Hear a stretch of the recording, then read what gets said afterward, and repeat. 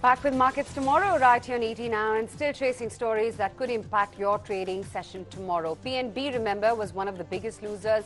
Saw double digits cut on trade today. And a day after PNB increased its estimate of the fraud to 12,700 crore rupees, now it seems Nirav Modi's firms, that's the international arm of it, has filed for a bankruptcy in New York. Nikunj Garg of Times Now joins in with latest details on this. Nikunj, tell us more about this bankruptcy stunt by Nirav Modi's, firm's American arm.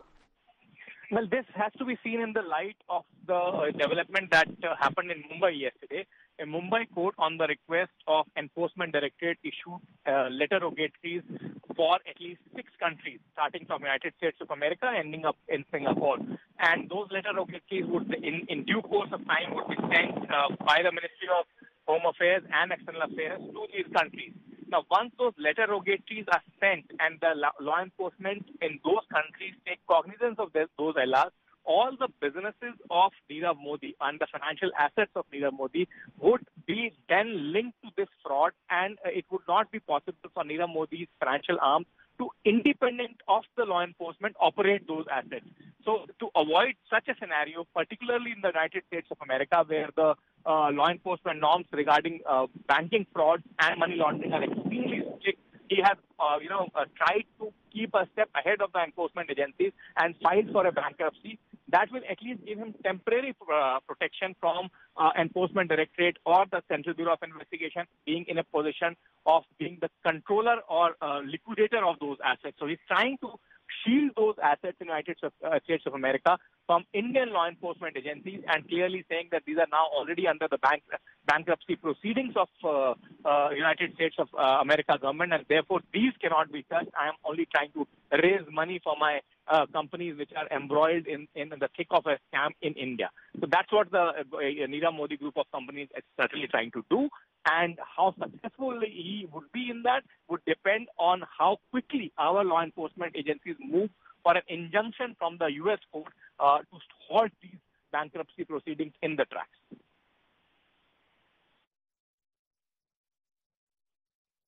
Okay, thanks for that, Nikunj. Let's take it across to Vijay Iyer. And Vijay, just days after Arun Jaitley questioned the role of the auditors in the scam, we have learned that the CBI now has tightened the noose around bank auditors as well.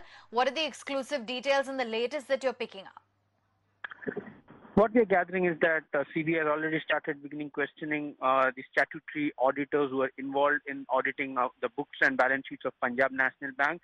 The first round of questioning started yesterday evening, and it's continuing as we speak.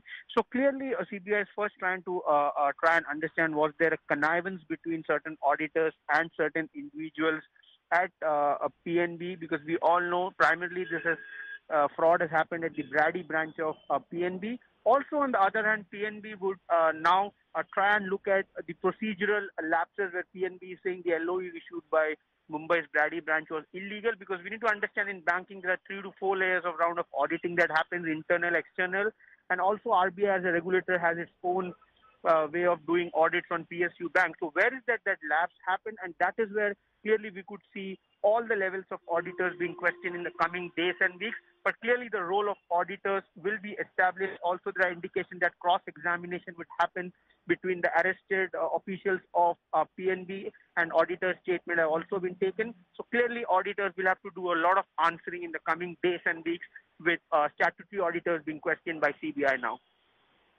Okay, Vivek as well as Vijay as well as Nikunj, thanks so much both of you for joining in on all the perspective on the latest in the Nirav Modi scam case.